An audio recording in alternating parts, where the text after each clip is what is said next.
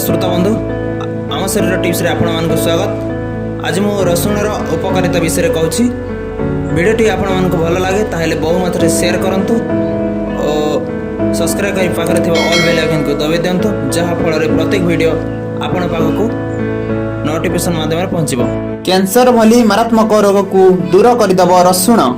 रसुण एपरि एक परिबा जेउथिरे अनेक औषधीय गुण रही। एही कारणरू समस्ते याकू निज खाद्य सामिल करने आवश्यक। रसुण रे एंटीबैक्टेरियल एवं एंटीसेप्टिक गुण मध्य थाए। एही परिवार एक स्वतंत्र उपादान आलिसिन्स मध्य मिली थाए, जहा रसुण को अनेक स्वास्थ्य उपकार रे परिपूर्ण करिथाए। रसुण रे पोटासियम, जिंक, मैग्नीशियम एवं फास्फोरस परि अनेक खनिज पदार्थ मिलथाए।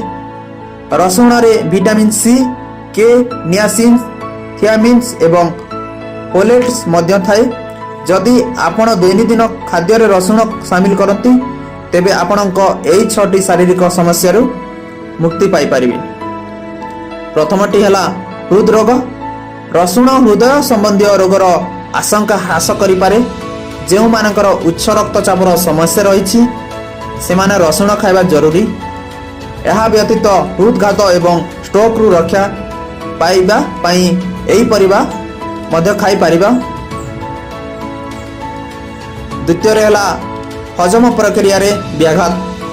आपणक खाद्य रे रसुण शामिल करी आपण हजम संबंधी समस्या मुक्ति पाई पारिबे। कंचा रसुण खाइबा पेट रे थिबा पोषक मारी बारे सहाय्य करिथाए। रसुण मध्य अंतनली स्वास्थ्य पाई अत्यंत लाभदायक। नंबर 3 दुर्बल इम्यूनिटी।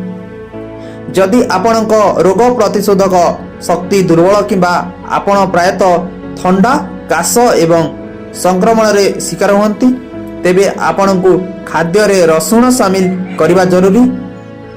जदि आपण चाहंती आपण खाली पेटर मध्य चोबाई रसुण खाई परिबे। नंबर 4 खराब कोलेस्टेरोल। रसुण खाइबा द्वारा खराब कोलेस्टेरोल स्तर मध्य ह्रास करिवारे सहायता मिलथाए। नंबर 5 चर्म समस्या। रसुण रे थिबा एंटीऑक्सीडेंट्स एवं एंटीबैक्टेरियल्स गुण जीवाणु को मारि दिए, जहा पिंपल सृष्टि करिथाए एवं चर्म को चमकाइबारे सहायता करिथाए। एक अध्ययन रे कुआ जायछि जे पिंपल रे रसुण लगेबा द्वारा एथिरु मुक्ति मिली पारे। Number 6 cancer. अनेक अध्ययन रे दाबी करा जायछि जे रसुण खाइबा द्वारा कर्कट भली मारात्मक रोगरु मध्य रक्षा पाई परिबे।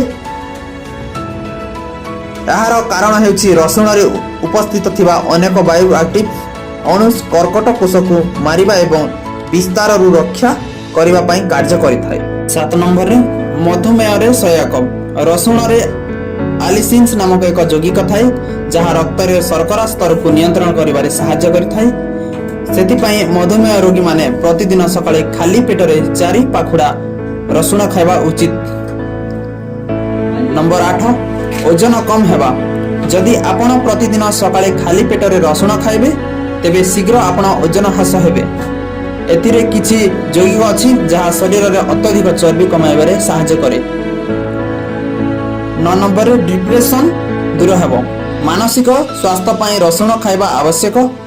यह साहाय्य आम मन संतुलित होता है एवं यह आमको डिप्रेशन सह लड़वा को शक्ति देता है। चापर रक्षा पाइबा पई रसुण खाइबा को परामर्श दिया जाए। दर्शक बंधु आज टिप्स आपण मानकु केमिति लागिला कमेंट माध्यम रे निश्चय जणातु। धन्यवाद।